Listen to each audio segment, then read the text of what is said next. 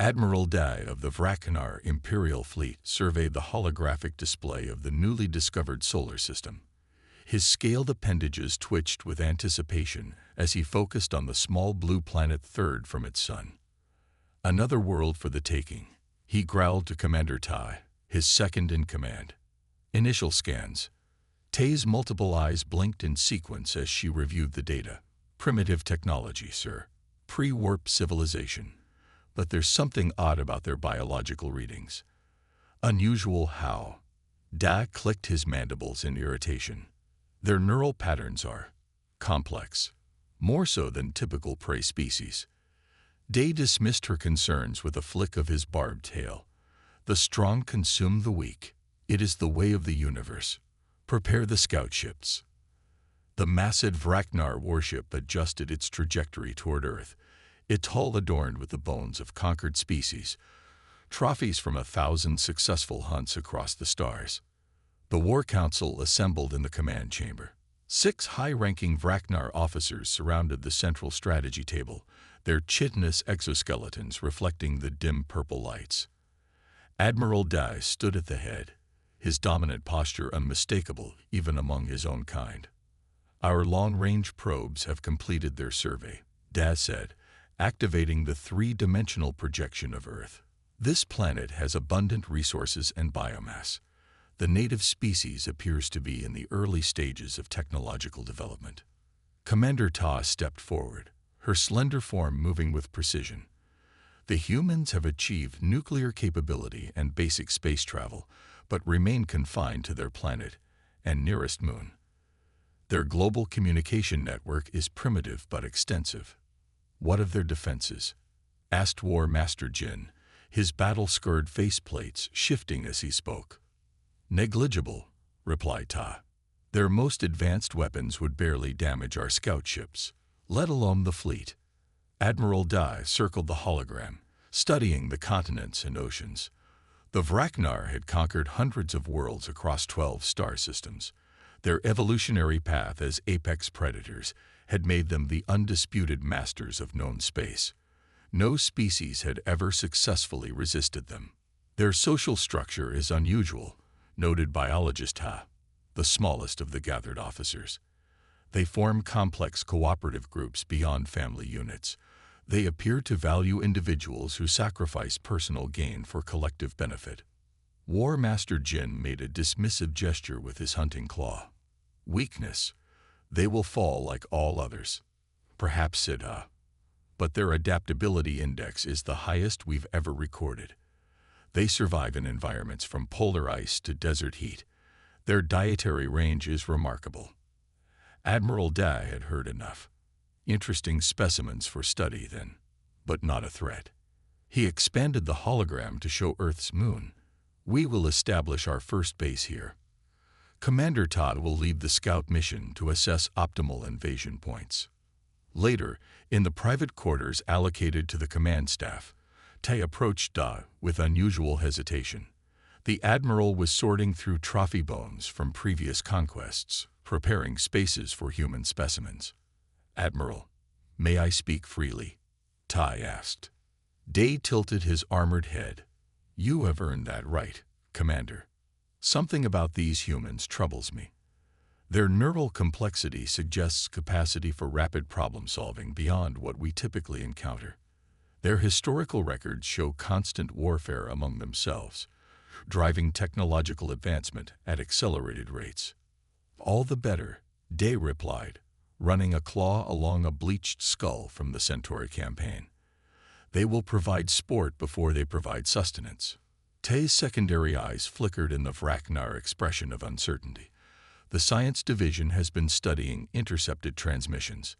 Humans create elaborate fictions about contact with alien species. Many of these stories depict them successfully defeating invaders despite technological disadvantages. Dad laughed, a harsh clicking sound that echoed off the metallic walls. Imagination is not capability, Ta. You worry needlessly. The last species that showed similar creativity was the Mokhtar. Admiral Dai stopped handling his trophies. The Mokhtar campaign had been the only one in recent memory that had resulted in significant Vraknar casualties before victory. The Mokhtar had defensive technology. These humans do not. The Mokhtar developed that technology in the 6 cycles between first contact and full invasion. Ta reminded him, "I recommend we accelerate our timeline. Strike before they detect our presence." Dag considered this. Caution had kept him alive through 17 major campaigns. "Very well. We will dispatch the scout ships immediately rather than after lunar base construction. You will personally lead the first landing party." The next day, Dai watched from the command bridge as 3 scout ships detached from the main fleet. Each sleek, predatory vessel carried 20 elite Vraknar warriors and scientists, including Commander Ta. Maintain position beyond their detection capabilities. Dai ordered the fleet. The scout ships will provide comprehensive data within 5 rotations. The scout ships disappeared into slip space, their destination a remote area on the planet's northern continent. 3 days passed without communication from the scout team. Admiral Da grew increasingly restless. The silence was unprecedented. "Try the emergency frequencies," he ordered Communications Officer Sun. "No response on any channel." "Admiral," Sun replied. "The tracking beacons show they landed at the designated coordinates, but went offline shortly after." War Master Jin moved to Da's side. "Permission to prepare a strike force." "Admiral." "Granted. Select your best hunters." Da's inner eyelids narrowed. "But we proceed with caution. Something is wrong." A sudden alert blared across the bridge. "Admiral," called Officer Sun, "we're detecting an approaching vessel. It's one of our scout ships." Relief flickered through Dai, quickly replaced by suspicion. "Communication?" "None, sir. It's not responding to identification requests." "Scans. Life signs detected, but—" Sun's voice faltered. "Sir, the biological signatures are not Vraknar." Dai's entire body tensed. Defensive positions, all weapons ready. The scout ship entered visual range, moving erratically. Its hull showed signs of damage, not from weapons, but from crude modifications. "They've altered our technology," whispered biologist Ha, her voice filled with disbelief. The communication system suddenly activated, projecting an unfamiliar voice throughout the bridge. "Vraknar vessel," said the voice in roughly translated Vraknar language. "This is Captain Wu of Earth Defense. Your advance team has been captured. We have studied your technology and biology. Retreat from our system immediately or face consequences." Admiral Da stared at the approaching ship in stunned silence. For the first time in his long military career, he felt something unfamiliar stirring in his predator's heart. It was doubt. Captain Jiho of the scout vessel Fang led his team through the dense forest. Their adaptive camouflage rendered them nearly invisible against the earth vegetation. "This species calls themselves humans," reported Science Officer Hannah as she studied her handheld scanner. "They appear physically weak, but their brain structure is unlike anything in our records." The Vraknar team observed a small human settlement from the tree line. The primitive dwellings and simple technology confirmed their initial assessment: an easy conquest. Or so they thought. The ambush came without warning. Despite their superior senses, the Vraknar scouts hadn't detected the humans waiting in camouflaged positions. Tranquilizer darts struck Jiho's team with surprising precision. As consciousness faded, Jiho managed to activate the emergency beacon. His last thought before blackness took him was one he'd never experienced before: doubt. The landing had gone exactly as planned. The scout ship Fang touched down in a clearing deep within a forested region far from major human settlements. Captain Jiho selected this location based on surveillance data showing minimal human activity. The ship's cloaking technology ensured they remained unseen during descent. "Atmospheric conditions suitable for our biology," Science Officer Hannah reported as the team prepared to exit. "Gravity slightly less than optimal, but within acceptable parameters." Captain Jiho assembled his 12-member team at the airlock. All wore the standard Vraknar adaptive camouflage suits that analyzed surrounding environments and adjusted their appearance accordingly. Within seconds of stepping onto Earth's soil, they had blended perfectly with the forest. Remember the mission objectives. Joe clicked to his team through their neural communicators. Observe the humans, collect biological samples, and identify strategic weaknesses. No engagement unless absolutely necessary. The Vraknar moved through the forest with practiced efficiency. Their six-limbed bodies allowed them to traverse difficult terrain with ease. Their natural predatory instincts kept them alert for danger, though none expected any from such a primitive species. After traveling 5 kilometers, they reached the edge of a small human settlement. Approximately 50 structures were arranged in neat rows. Ground vehicles moved along paved pathways. Humans walked between buildings, completely unaware of the alien eyes watching them. Their physical forms are so inefficient, observed Tactical Officer Jai. No natural armor, blunt teeth, weak claws. How did they become the dominant species? Science Officer Hannah studied her scanner. Their brain-to-body mass ratio is unusually high. And look at this neural activity. She showed the readings to Captain Jiho. Complex thought patterns, even in seemingly routine activities. Jiho watched a small group of human younglings playing near the settlement edge. Their behavior seemed chaotic and purposeless to his predator's mind. We will observe for one full planetary rotation before collecting samples, Jiho decided. Spread out in pairs. Stay hidden. The team separated, taking positions around the settlement perimeter. Hannah remained with Captain Jiho, continuing her biological scans from their hidden vantage point. Captain, I'm detecting something unusual, Hannah said after several hours of observation. The humans appear to be using primitive communication devices, but the signal patterns are highly sophisticated, almost as if. She never finished her sentence. A small projectile struck her neck, bypassing the camouflage suit's protective layer. Hannah collapsed instantly. Jiho whirled around, his natural combat instincts activating. His enhanced vision scanned the forest but detected nothing unusual. Then pain erupted in his shoulder. He looked down to see a small dart protruding from his exoskeleton joint, precisely where the armor was thinnest. Ambush. Defensive formations. He commanded through the neural network. But the scattered responses suggested his team was already under attack. As numbness spread through his limbs, Gio realized the impossible had happened. Somehow, the humans had detected them despite their advanced camouflage. Worse, they had identified critical weaknesses in Vraknar physiology. With his remaining strength, Gio activated the emergency beacon on his wrist device. The signal would reach the fleet in orbit, warning Admiral Dai of the unexpected threat. His vision began to blur as the tranquilizer took effect. Through the trees, human figures emerged wearing simple green and brown clothing. They moved with surprising stealth and coordination.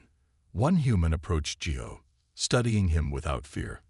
The creature spoke words Joe couldn't understand, then made hand signals to the others.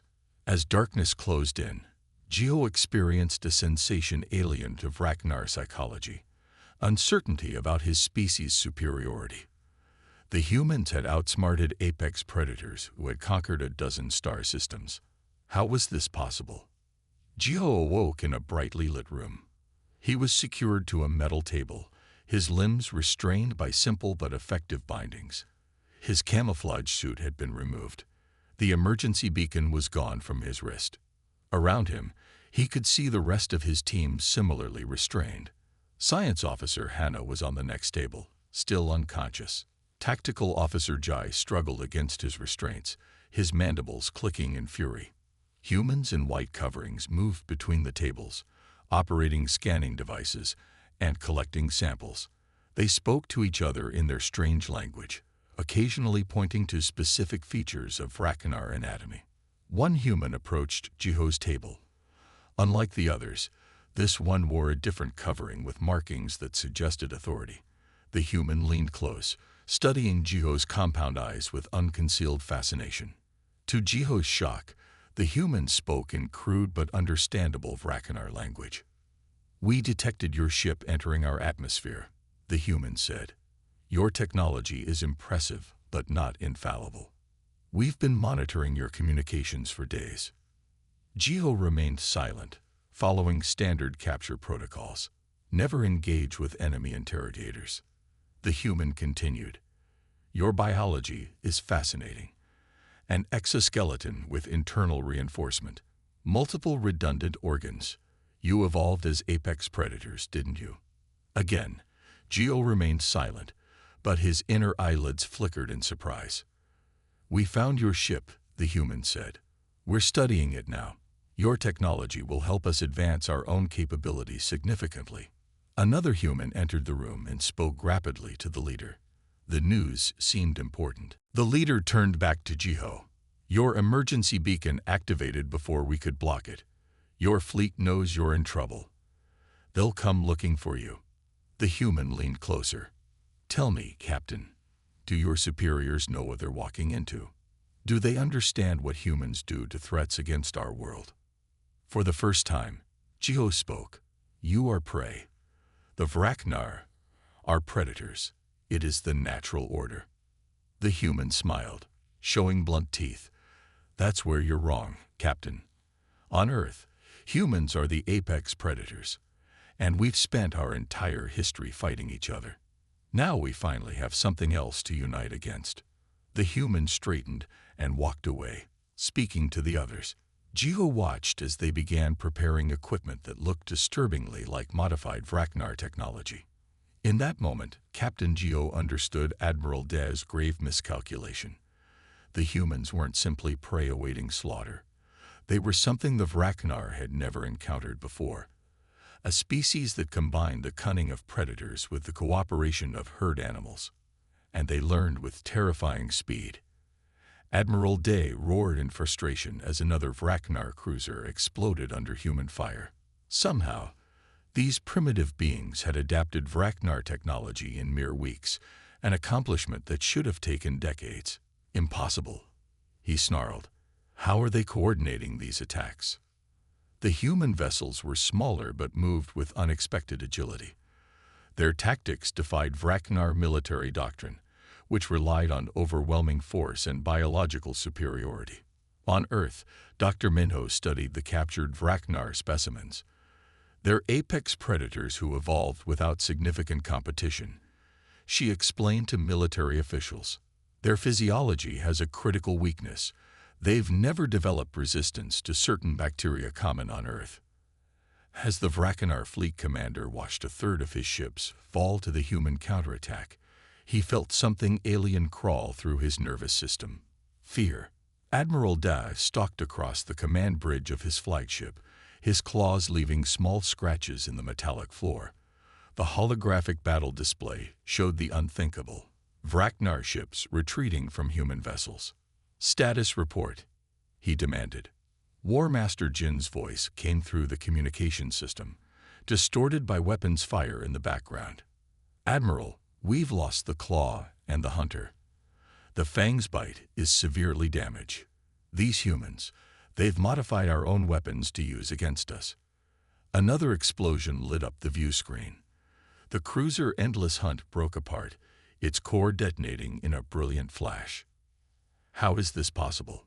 Da slammed his armored fist against the command console. "They were pre-warp primitives less than 60 days ago." Tactical Officer Kun brought up detailed scans of the human vessels. "Sir, they've stripped down our scout ships and rebuilt them.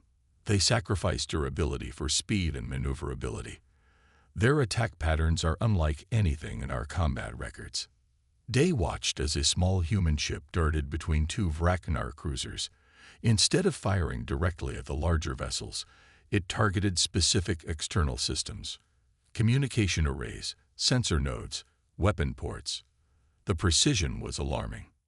"They're learning our weaknesses," he realized aloud. "Every engagement teaches them more about our technology and tactics." On the main view screen, a formation of 5 human ships executed a complex maneuver that split a Vrakanar attack squadron.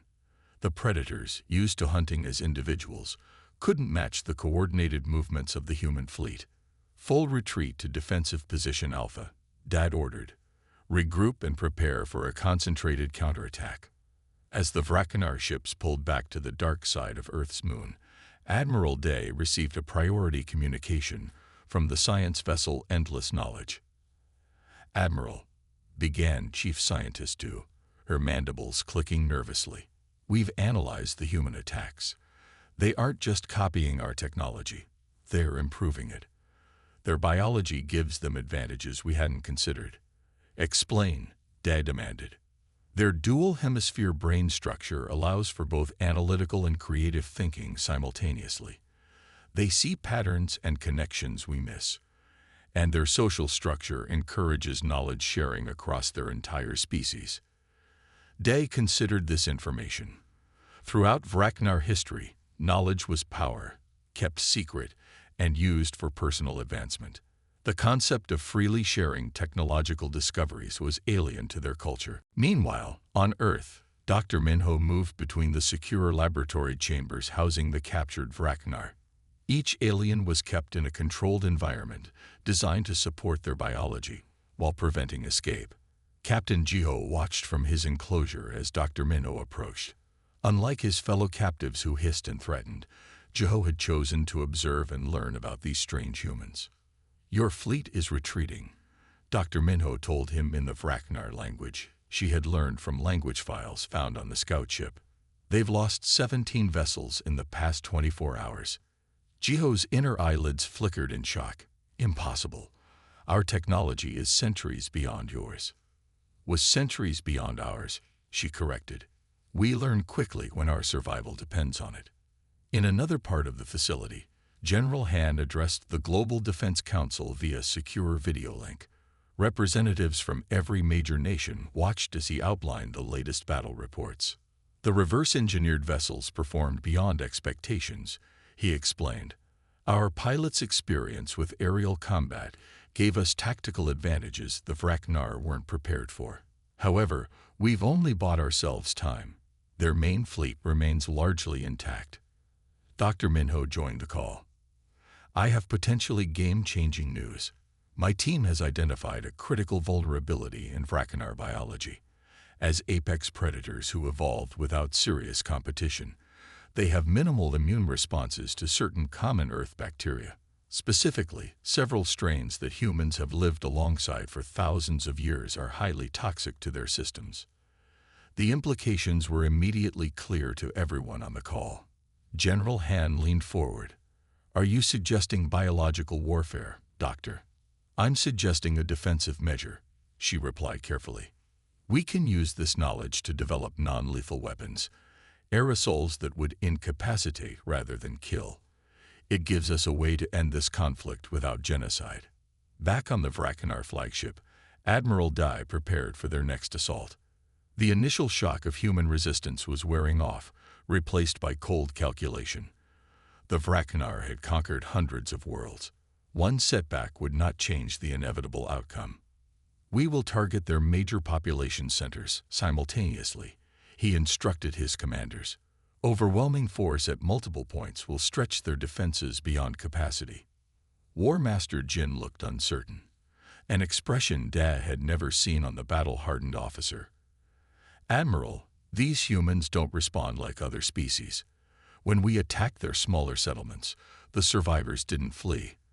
They organized and counterattacked." "They are still just prey," Dai insisted, though his own confidence was not what it had been. "Clever prey, but prey nonetheless." The bridge fell silent as a communication alert sounded. "Admiral," reported Communications Officer's son, "we're receiving a transmission from Earth. Audio and visual." "Display it," Dad ordered. The main screen showed a human female in formal attire. Behind her stood military officers from various Earth nations. "This is President J of the United Earth Defense Council," she began. "We know you can understand our language now. We offer you one chance to leave our solar system peacefully." Admiral Da laughed, the sound echoing across the bridge. "Your species faces extinction, and you speak of peace. We've analyzed your scout ships and captured your advance team. President Joe continued calmly. We understand your biology and technology better than you might expect. We've also prepared a demonstration. The image changed to show a small probe approaching one of the Vracanar cruisers on patrol near Mars. Before the cruiser could react, the probe detonated, releasing a cloud of particles. The Vracanar ship's weapons continued firing, but its movements became erratic. Within minutes, all external systems shut down. That ship's crew is currently experiencing respiratory distress and neural disruption. President J explained when her image returned. They'll recover fully if treated promptly. This is just one of many countermeasures we've developed. Admiral Dai stared at the screen, his compound eyes reflecting the human's image. For the first time in his long military career, the cold certainty of Vracanar superiority wavered within him. You have 24 Earth hours to begin withdrawal, President J concluded. After that, we will defend our planet by any means necessary. As the transmission ended, Admiral Dai felt the alien sensation again, stronger this time. His outer shell couldn't protect him from this new internal enemy. Fear, once unknown to his species, now whispered doubts through his mind. The predators had become prey. The Vracanar High Council convened in their orbital fortress above their homeworld. Elder Suk, oldest of their species, listened as various commanders attempted to explain the human anomaly. They cooperate in ways that defy natural order, explained biologist Quan. When threatened, they prioritize collective survival over individual dominance. Our intercepted communications show they call this sacrifice and consider it honorable. Weakness, spat War Master Ba. We must commit our entire armada to eradicate them. No, countered Ambassador June, shocking the council.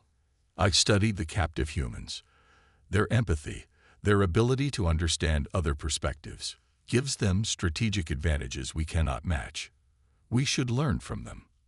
Meanwhile, the first human interstellar ships, powered by adapted Vracanar technology, made contact with other species who had long hidden from the predatory empire. These species watched in amazement as humans extended not conquest, but cooperation.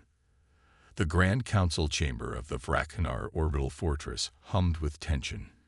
200 of the most powerful Vracanar in the Empire filled the tiered seating arranged in a perfect circle. At the center stood Admiral Da, his once proud posture now slightly stooped, his exoskeleton bearing new battle scars. Elder Suk watched from the highest tier, her ancient body supported by a hover chair. As the oldest living Vracanar, her 900 cycles gave her wisdom the younger warriors lacked. She had seen 17 species fall to their empire, yet she had never seen anything like Admiral Da's report. The Earth campaign has failed, Dai admitted, his voice carrying through the chamber. We lost 42 ships and over 8,000 warriors. The humans not only repelled our forces but captured vital technology. Angry clicks and hisses filled the chamber. War Master Bai rose from his seat, his massive frame dominating the second tier. One primitive planet defeats our fleet. Impossible. Your leadership failed, Admiral Da. Elder Suk raised one clawed hand, and immediate silence fell. Let us hear the Science Division's assessment before casting blame. Biologist Quan stepped forward, her slender form dwarfed by the military officers around her. The humans represent an evolutionary path we've never encountered. They are physically weak compared to us, yet they dominate their planet through intelligence and cooperation. She activated a holographic display showing humans working together to build structures, operate machines, and care for their young. Most species we've conquered follow natural hierarchy. The strong dominate the weak. Humans reject this. They pool knowledge across their entire species. They value what they call selflessness, putting group survival above individual gain. War Master Bai clicked his mandibles dismissively. Prey behavior. They cluster for protection. No, Quan corrected. Prey species gather out of fear. Humans cooperate by choice, even when it costs individual lives. They call this sacrifice and honor those who die for others. Elder Suk leaned forward. You suggest this makes them stronger. I suggest it makes them different, Quan replied. And dangerous. In just 3 months, they reverse-engineered our technology that took us centuries to develop. Their minds make connections, ours do not. War Master Ba stomped his armored foot, creating a booming echo. The solution is simple. We send the entire armada, all 5,000 ships. We burn their world to ash. Many council members clicked in agreement, but Ambassador Jun stood up from the diplomatic section. The chamber quieted. Jun rarely spoke at council meetings. I have studied the humans we captured during early reconnaissance, he said. Their empathy, their ability to understand others' perspectives, is not weakness. It is an evolutionary advantage we lack. Shocked murmurs spread through the chamber. Suggesting that Vraknar lacked any advantage was nearly treasonous. Explain, Elder Suk commanded. When we encounter a new species, we see only prey or competition. Jun continued. Humans see potential allies. They adapt their behavior to communicate with different species. They imagine how others think and feel. Wasteful mental energy, snorted War Master Ba. Is it? Challenged Jun. While we debate, humans have already made contact with the Tellurians and the Mithra. The chamber erupted in shocked clicks and hisses. The Tellurians and Mithra were species that had hidden from Vraknar hunters for generations. Admiral Daz stepped forward. Confirmed. Our long-range scouts detected human ships at both systems. They are sharing technology with these species. Building an alliance against us, War Master Ba declared. We must strike now. Elder Suk raised her hand again. Ambassador Jun, what do you propose instead of war? Learn from them, Jun said simply. Their empathy gives them advantages in diplomacy, innovation, and adaptation. If we cannot learn this skill, we may find ourselves facing extinction instead of them. The council chamber filled with angry protests. War Master Ba's voice rose above the others. Extinction. We are the Vraknar. We have ruled the stars for 10,000 cycles.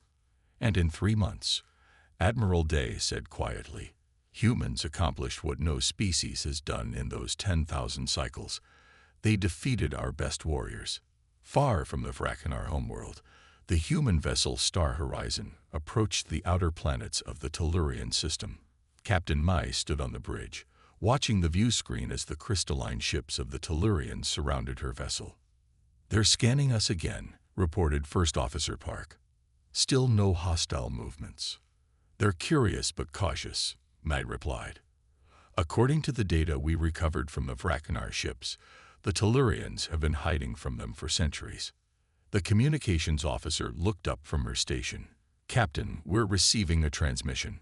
Their language is being processed through the translation matrix. A musical voice filled the bridge. Human vessel, state your purpose. Are you aligned with the hunters? This is Captain May of Earth, she responded. We are not aligned with those you call hunters. We have fought them and driven them from our system. We come seeking friendship and exchange of knowledge. There was a long pause before the Tellurian responded. The hunters have never been defeated. Your claim is difficult to believe. We understand your caution, Mai said. We offer proof and propose a meeting. We bring technology adapted from Vraknar ships, which we share freely. Another long pause followed. The concept of sharing technology freely is unfamiliar to us, the Tellurian finally replied. In our experience, those with superior technology use it to dominate. Humans believe in cooperation, Mai explained. Different species working together can achieve more than any single species alone. We call this mutual benefit. The Tellurian ships moved closer, their crystal structures refracting light in beautiful patterns. We will meet with you, humans of Earth. Your perspective is intriguing. Later that cycle, representatives from 7 previously isolated species gathered in neutral territory. They watched in amazement as humans freely shared the technological advances they had developed by modifying Vraknar systems. Why would you give away such advantages? Asked the Mithra ambassador, their feathered crest rising in confusion. Dr. Juan, Earth's chief scientist, smiled. Because together, we are stronger. The Vraknar conquest succeeded because they isolated species and prevented cooperation. United, we can ensure peace in this sector of the galaxy. The news of these meetings eventually reached the Vraknar High Council. Elder Sook watched the intercepted transmissions with her ancient eyes, seeing the beginning of a fundamental shift in the balance of power. The humans are creating something new, she told the council.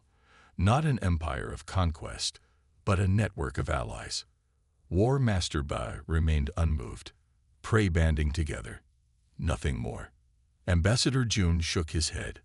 No, they are rewriting the rules of survival. Not hunt or be hunted, but cooperate and thrive. And if we cannot adapt to this new paradigm.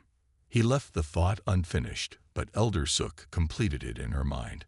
For the first time in her long life, she considered the possibility that the Vraknar's evolutionary path, perfect for conquest, might prove a fatal weakness in this new reality the humans were creating.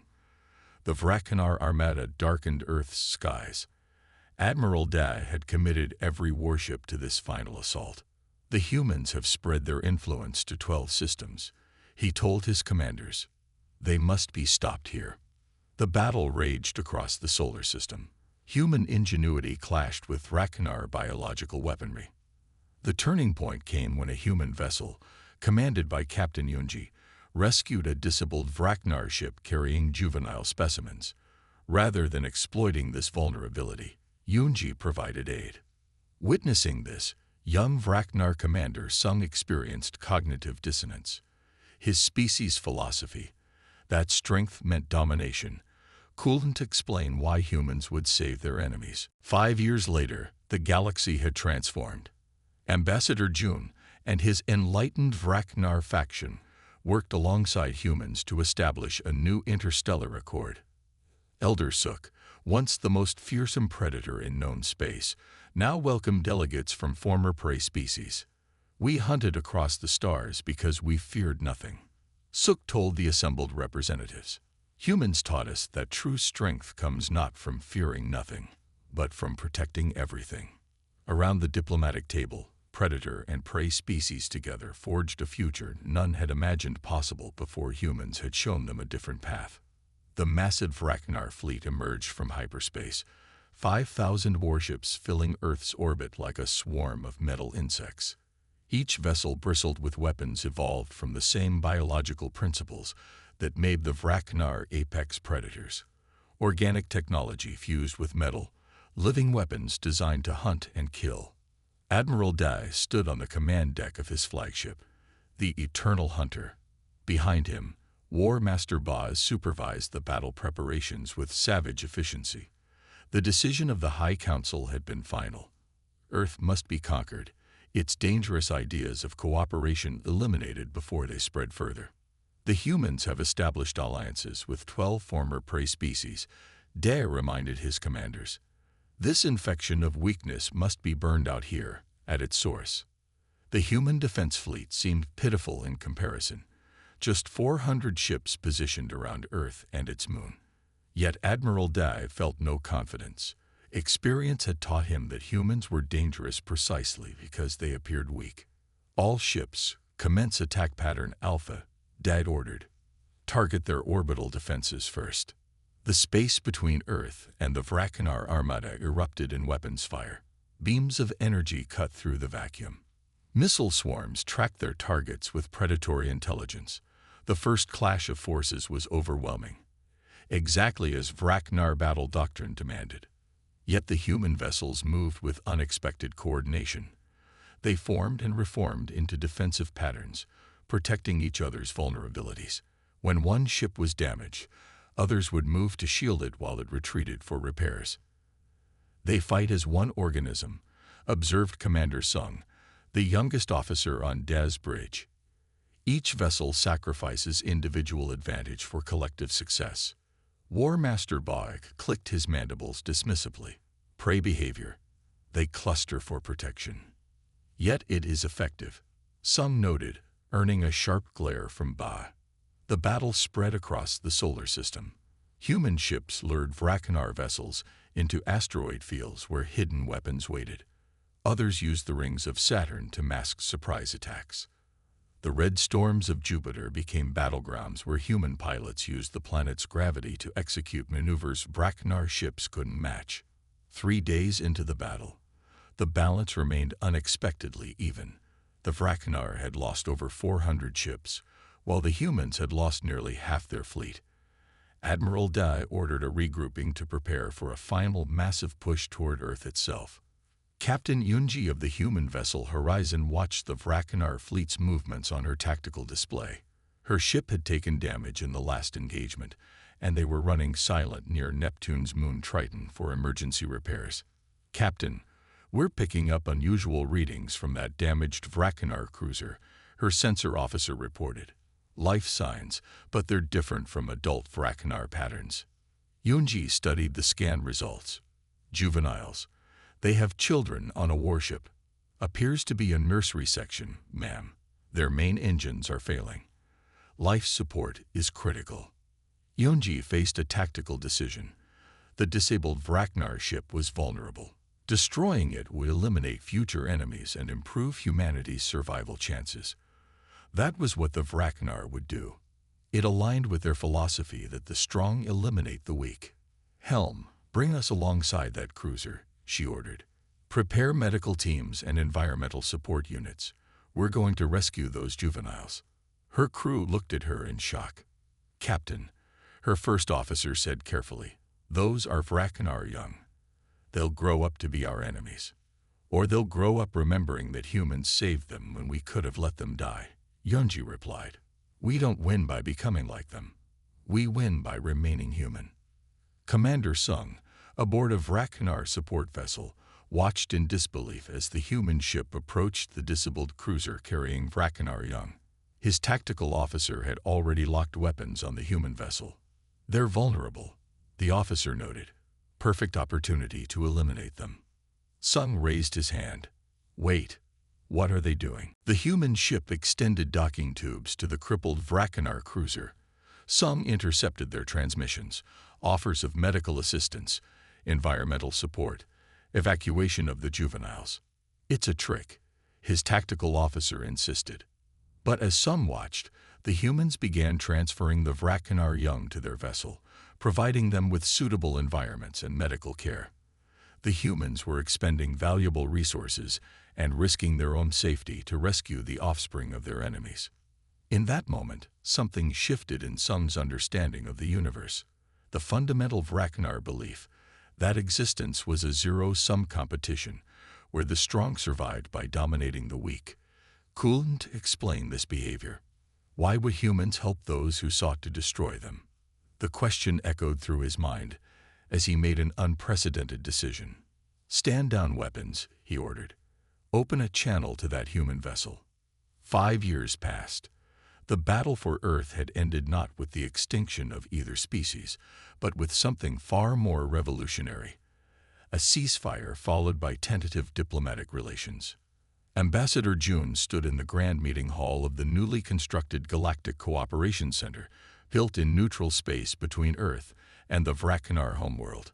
Around him gathered representatives from 37 species, former prey and predators alike, united in what was being called the Mutual Survival Accord. Elder Suk, now supported by both her hover chair and young Commander Sung, made her way to the central speaking platform. The ancient Vracanar had become the unlikely champion of a revolutionary philosophy among her people, the enlightened path that challenged 10,000 cycles of predatory instinct. "Fellow sentients," Suk began, her voice carrying across the silent hall.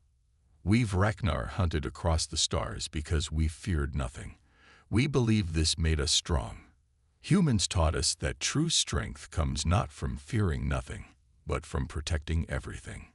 She gestured toward the human delegation, where Captain Yunji sat alongside Earth's representatives.